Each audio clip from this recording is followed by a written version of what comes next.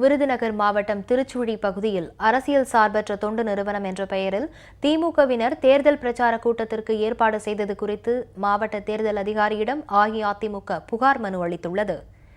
திருச்சுழி சட்டமன்ற தொகுதிக்குட்பட்ட அழகியநல்லூர் கிராமத்தில் தேர்தல் செலவு கணக்கை மறைப்பதற்காக அரசியல் சார்பற்ற தனியார் தொண்டு நிறுவனம் என்ற பெயரில் திமுகவினர் பிரச்சார பொதுக்கூட்டத்திற்கு ஏற்பாடு செய்திருந்தனர்.